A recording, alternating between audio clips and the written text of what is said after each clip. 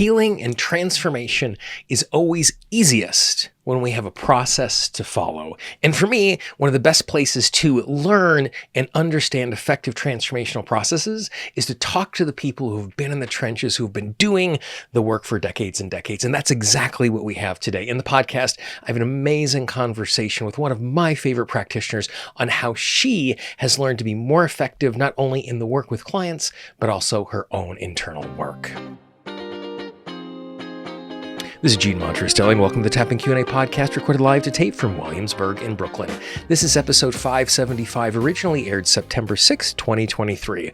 Hi, everyone. I hope this finds you well wherever you are and whatever time of day you're getting a chance to consume this. Thanks for spending a little time with me today.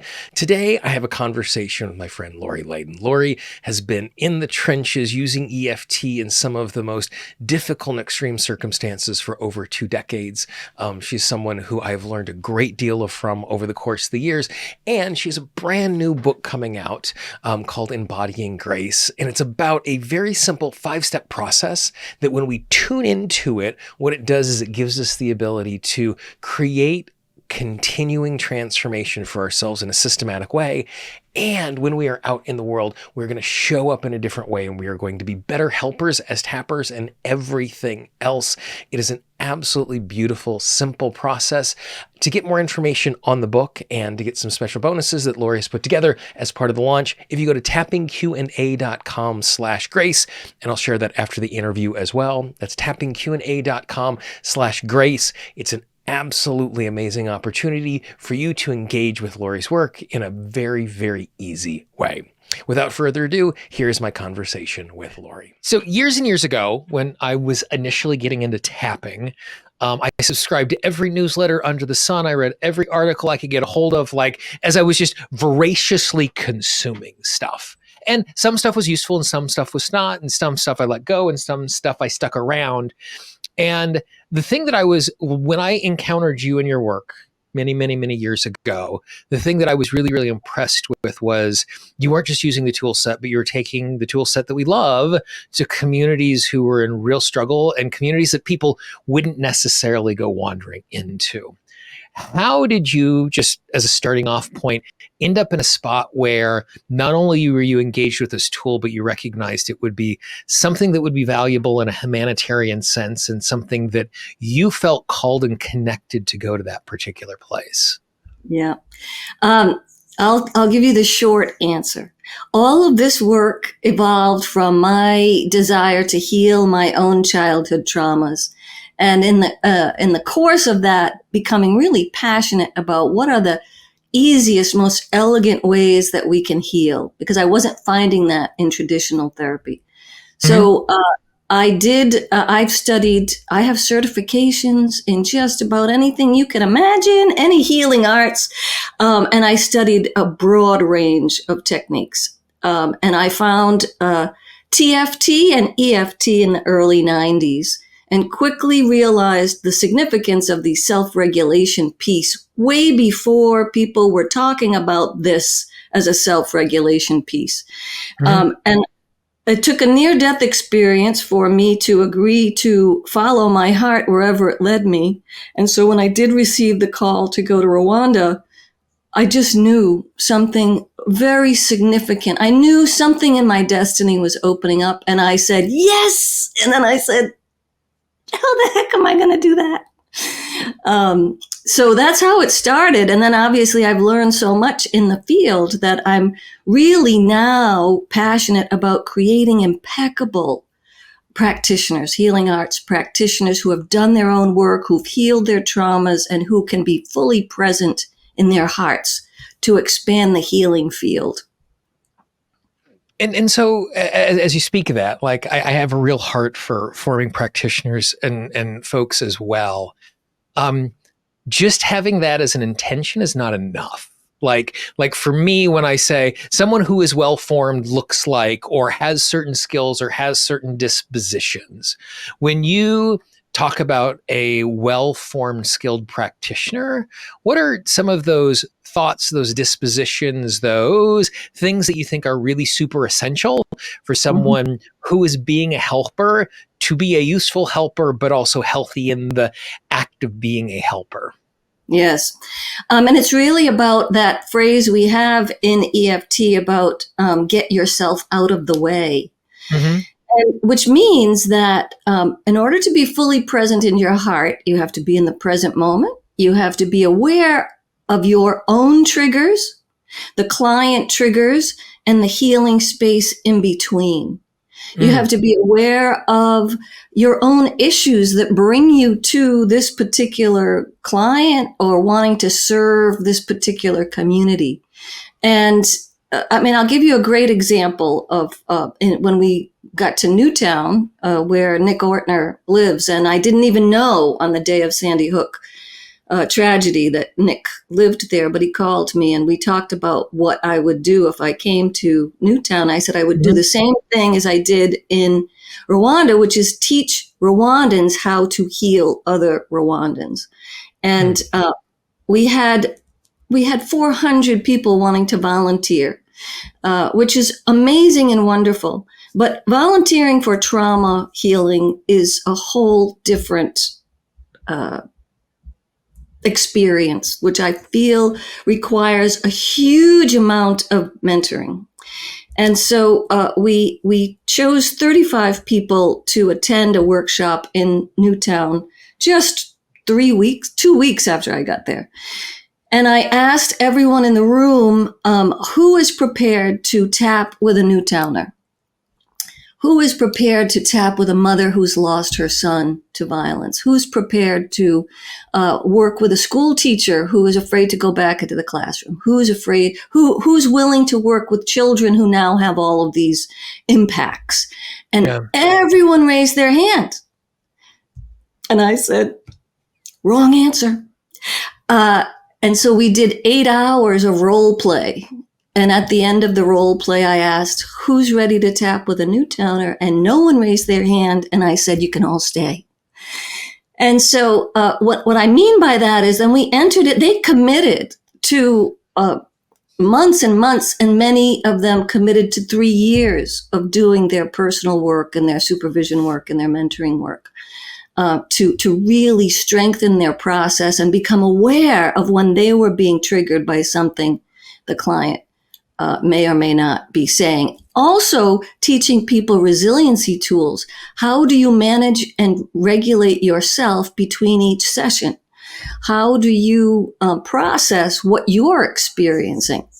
And so these were the key elements that helped us be really successful in Newtown. And even if you didn't get a chance to tap with a Newtowner, everyone went back to their own communities and either whether it was education or mental health or whatever their passion was in their own communities, they brought the skill set with them and were able to impact themselves, their families, and their communities. And so this is the piece that I feel is so healing, because whatever we choose to heal in ourselves sets up a resonance field for that healing to unfold in our world. So the greatest service work we could possibly do in the world is being in service to our own healing. And I ask people to imagine just one intention that you might have. What is it that you want the freedom from so you have the freedom to? And imagine a world full of people who have that healing. What's possible? And then we begin to realize that we really do matter, that who we are and who we came here to be really does matter, if that makes sense. And it does. And then the two things that like just strike a chord with me and warm my heart. The first is there is so much kind-hearted incompetence in the world that simply having the desire to be helpful is great as a helper, but that is not something that qualifies us to be a helper. Like, to use a ridiculous example, just because someone wants to help me with my appendicitis doesn't mean I'm going to hand them a scalpel so they can go into my belly and help me out. Like, I actually need someone who is skilled to be able to do that. And so it's an intersection of those two things. The other thing that as you share that, and this idea of like the the place that we have the greatest locus of control is from the inside out. Rick Wilkes a couple of years ago taught me a really awesome piece of vocabulary that rings in my head, and he calls it vibrational leadership. And it's the space that we hold and the way that we carry ourselves in the world becomes the first way that we create impact and change in what is going on, because it's so easy to look outward at these things that are going wrong in the world that we want to respond to. And it's great that we're doing that. But, the place that I am most helpful is being calm, present, aware, doing all of the things that you're talking about. Like I have a little mental checklist that I go through at the end of my day where I'm doing a kind of a symptom check-in and how I am feeling, which then determines the stuff that I do to clean up to end my day. And sometimes it's something that's simple and small because, I did a bunch of tapping with clients about an email campaign that they were a little overwhelmed by versus a day where I'm doing something where there is lots of significant trauma or lots of trauma that rhymes with the trauma that's happened in my life or my loved one's life, and recognizing, okay, I actually need to spend 15 minutes on the phone with a colleague doing appropriate debriefing to take care of myself at the end of that. And so like recognizing that I am not showing up to help, but I am a human that is a helper, which doesn't mean I just show up as a helper, but I show up as a human. And all of those characteristics about being human are really valuable. And so I love the way that you're shining a light on that particular thing and just challenging folks who want to be helpful, going, great, now let's put you in a position where you're actually able to do that. It's healthy for them and healthy for us as the helper as we're engaging in that. Beautiful. And I love the way you're mirroring exactly when I refer to impeccable practitioners, exactly this. I've seen the, what did you call it? Volunteer, the helper. Kind-hearted, incompetence. Yes. And I understand this because I've seen it all over the world. And I've also received the calls from many hundreds of thousands of people who want to be of service, but just don't have the credentials. And unfortunately, because of the training they received or how they received the training, they feel like they are competent in this area. Right. And so that's why I do that experiment of, okay, now look inside of your heart and imagine sitting down with someone who's experienced this extreme trauma. And so being able to have tools that allow you to move inside and realize, oh, wait a minute, my physiology is not regulated. Let me do that. That's the number one thing I can do before I do anything. Yeah. But it requires training. And many times people are very outwardly focused as a way to, as a way to calm their own fears, their own traumas, their own anxiety. So we look outside of ourselves. This is also why we can be outraged at all the externals that are happening and forget about working on the internal piece. And so a lot of my work is how do we transcend our ego so that we can truly live in heart coherence, which as you know, Heart Math Institute is now beautifully researched and established the power of our hearts as not just a physical organ, but perhaps, in my opinion, the heart-brain body is what heart wires us for our divinity. And when I say that, what are the gifts of our divinity? Being fully present in our hearts, dropping our egos, having connection with that creative problem solving, with intuition, with that sense of connectedness and transcendence that allows us truly to establish or a healing resonance that people can step into.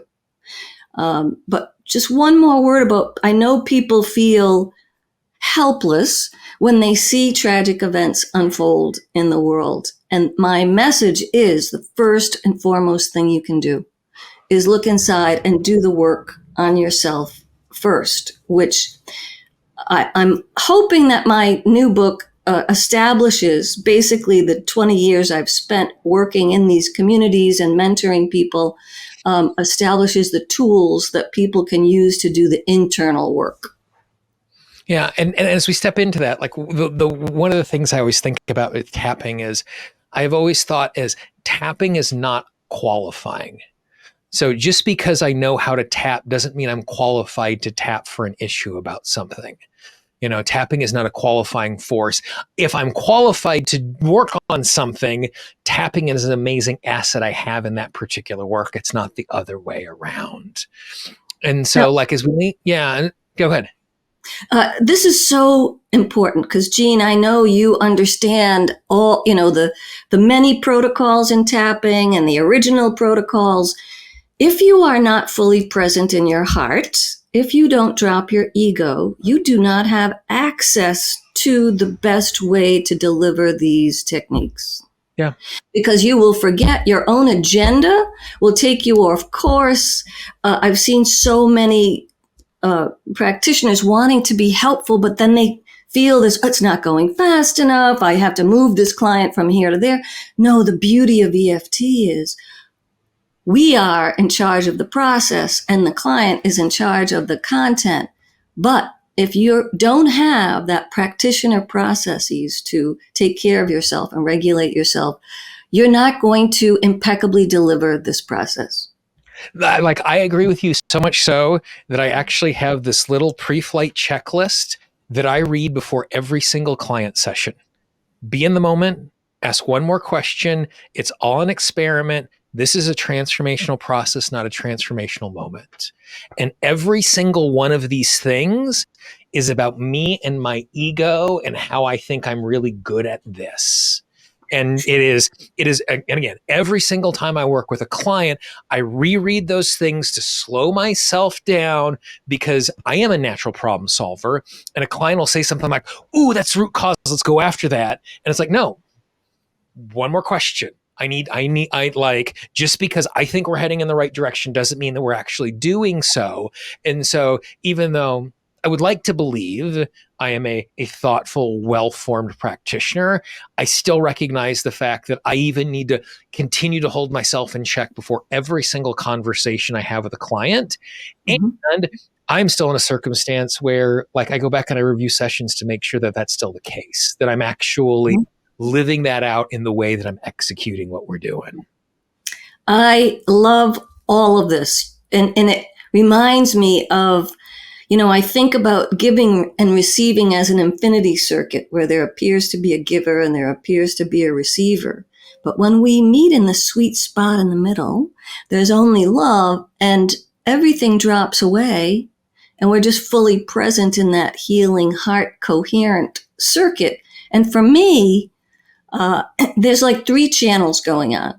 There's my own channel of self-awareness. There's the channel of my awareness of the client. And then there's my awareness of when I have no idea and no preconceived notion about what's going to happen next. That's when the miracles flow. Mm-hmm. And as you say that, like, for me, I think of my training as like, I'm not following a recipe where I'm baking a cake. I have really, really strong fundamentals. So I'm standing on sturdy ground so that as things arrive, I'm able to be fully present to it. So I'm not marching through something on orders, but I'm capable of dealing with, because I mean, the reality is every client session in the history of the world is just a giant improv session, Should be. And I'm sure you've been in this circumstance as well, where a client, like, and it's my single favorite phrase ever, when a client goes, "Well, this probably has nothing to do with it," but like, even they're in a circumstance where we're going in a direction they never thought. And for me, it's like, awesome. I didn't expect this. You didn't expect this. This is the thing that is presented to us in this particular moment. This is the moment we need to be in, but we have to create a space that is safe and we have to be present in a way to allow that, again, I love the way that you're saying it, that we're providing the structure, they're providing the content, that we're being present to that in that particular way. Well, and I speak a lot about being in wonder, which is part of this grace process formula, but to Mm-hmm. be in a world of wonder with the innocence of a child as to what will unfold if I do my work and there's a safe environment. And in addition, when I am fully present in my heart, I always receive a healing as well, which is, that's the bonus. That's when you're in that infinity circuit without it being about the practitioner. Yeah. And you use the word wonder there. For me, wonder and curiosity goes hand in hand inside of this.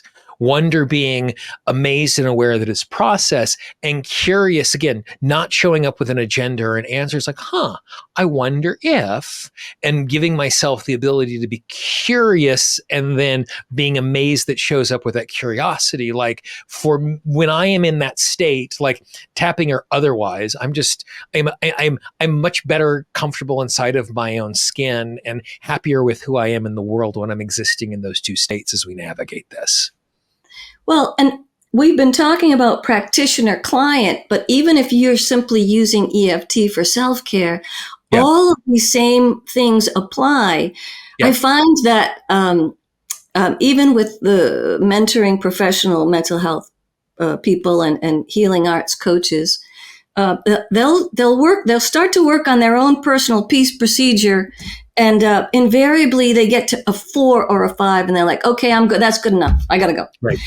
And then when you ask them about in a mentoring session, well, what happened there? Well, I got it.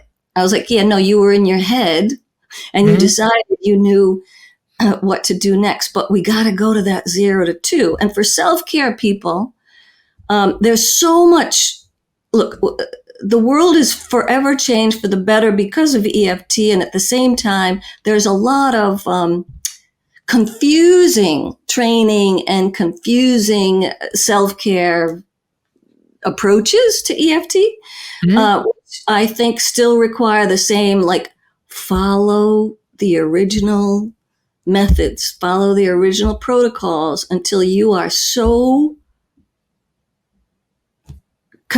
until they become so much a part of your life that then you could try to change it.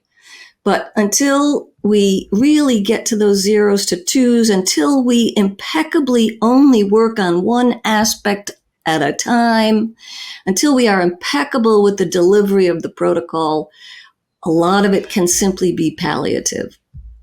And one thing that I think is important to shine a light on, I really appreciate this idea of like getting things down in that 0, 1, 2 range, is also to like, it's really easy because tapping is so effective for us to be frustrated when things are not instantaneous. Like I'm so happy as a community, we're not telling the stories of 1-minute miracles and 1-session miracles. They happen all of the time, but it creates unrealistic expectations. And sometimes when I'm getting something to a 2, a 1, or a 0, it might not be today. Right. It might be multiple sessions over time. And so as we're talking about, like, as we're making sure we're taking care of stuff, like, just because running 10 miles is great, it doesn't mean running 100 miles is 10 times better. Like there are times where there is a physical and emotional and spiritual capacity to how much healing I can do today and how much transformation I can do today. And so it's great that we're being it's the reason why I have a tapping notebook and I journal and talk and write and just every single thing, so that when I come back, I can loop back and go, okay, great. We got this to here. Now we need to go a little bit deeper as we're doing that. And so I want to reinforce the idea. Yes, we want to get it small, and also highlight the fact that sometimes it takes a little more time than we would like it to take, and that's okay. And to be in the presence of the process, not in just this particular moment as we're navigating that. Absolutely. And especially with trauma, we don't expect people to go to 0 quickly. Right. And so there's a very gentle way of navigating all of this, as well as the apex effect, which is important for the practitioner to be clear whether the client is really having an apex effect or simply not tuned into what's happening. But oftentimes between sessions, when we ask the client again, or even if we're doing our personal peace procedure and we open up the topic again, it's like, oh, those judgments started to drop away, which gave me more clarity. Mm-hmm. My system is regulated enough so that my heart and brain can really be in the healing mode. And the mystery of what unfolds in that place, again, is open to the curiosity and wonder of, I wonder how this will unfold today.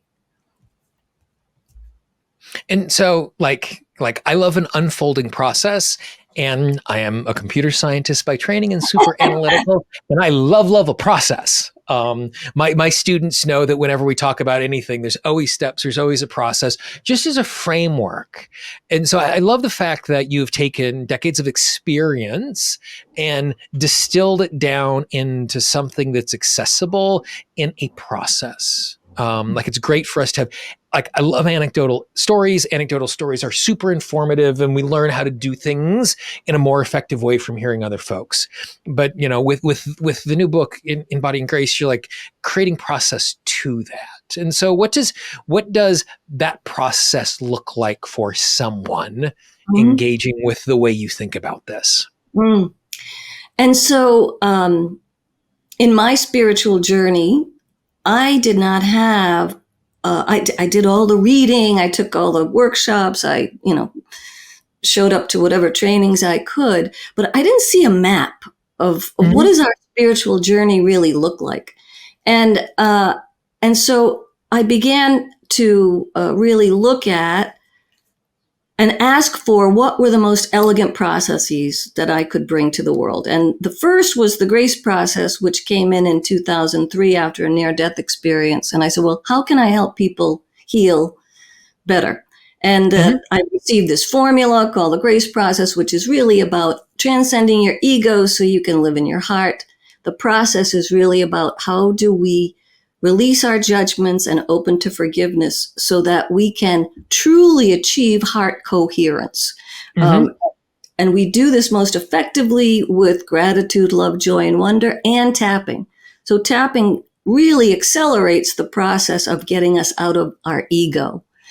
So that's the exciting part. And then later I actually looked at, well, what was my spiritual journey about? And I then received these 5 stages that move from separation to synergy.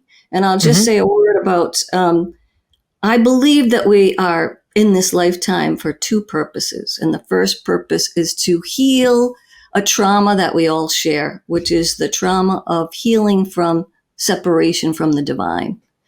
And with that as a setup, we come into this life, and as we begin to heal that separation from the divine, the seeds of our own destiny start to emerge from our traumas. What the passions that start to be released because of healing that trauma.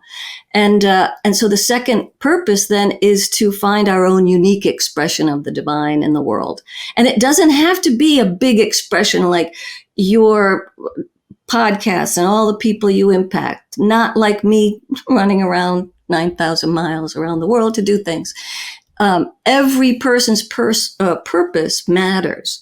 And so we begin with that separation from the divine, and then we're in this pain, and we want to look for what's the meaning and purpose in my life? How can I heal this pain that I feel? So we move into what I call the state of stirring.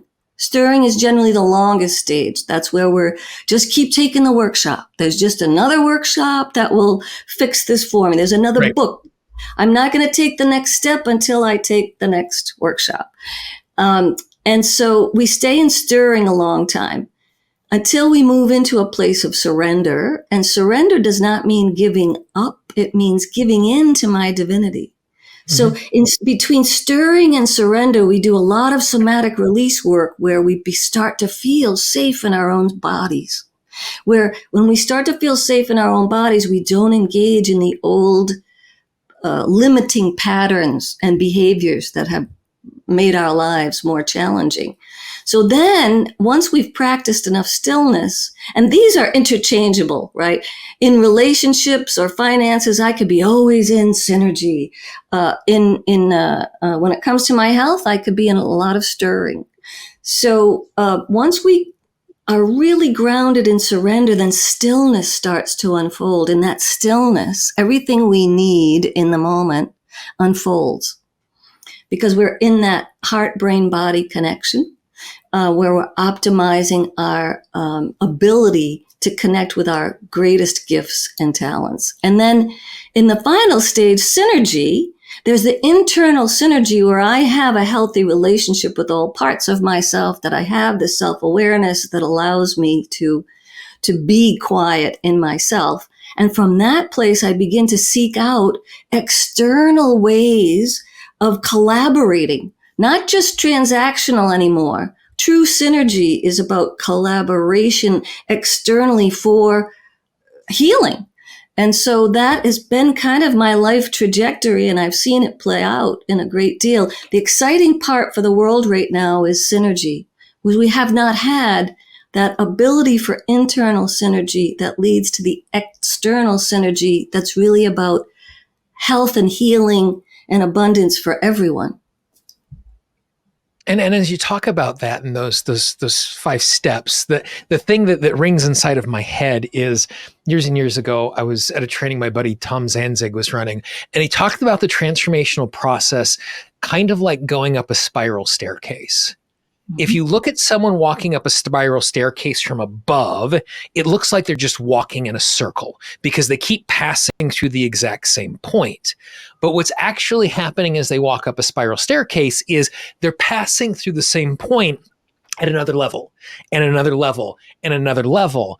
And I like, just from my own journey, as you're talking about these points, and I can see myself, and again, like inside of relationships and inside of my work and insert like in different areas of my life, I'm at different of those spots, but it's not as if once I got to synergy, I was done. It was just that I happened to be on the next level, which then unpacked and unfolded and showed these other places where it's like, oh, there's another level to this. There's another aspect to this. There's another place you can go with this.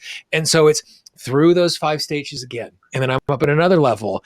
And on one level, that can be frustrating. It's just like, I just want to be done. I don't want to, like, why does it always have to be a process? Can't I just be through the process? On the other level, it's encouraging because it lets me know that, because like I am not in a circumstance where I am buying hats that have extra room on the back of my head for the little bulb of enlightenment that's going to inevitably show up. Like I'm open to that as a possibility. And I also recognize the fact that in this lifetime, I'm probably not going to be finished. And so by recognizing it as this repetitive process, like for me, it's also like as frustrating as it is not to be done, it's encouraging to know, oh, I've been down this path before. And one of the things that I think is so valuable about what you're doing here is things that we can name are so much more knowable and usable.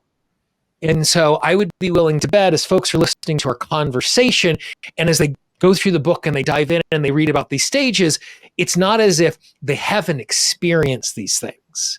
Instead, what is happening is you've done a really good job of clearly creating a framework which makes it understandable, but also makes it usable, because I'm like, oh, I am here, and the transition from here to here looks like, the internal work to get from here to here looks like. So not only does it help me name where I am, but you're providing this really lovely, gentle roadmap for us to, once we know what the process looks like, not just amble through it, but move with some deliberate intent as we're doing that. And that's why I love our conversations, Jean, because it just really feels like, you tune in so beautifully with your own intuition, but also your own vast experience. And there's a couple of things. This book is really a lifestyle. It's about being able to navigate, oh, am I regulated? Am I connected to my divinity or my ego?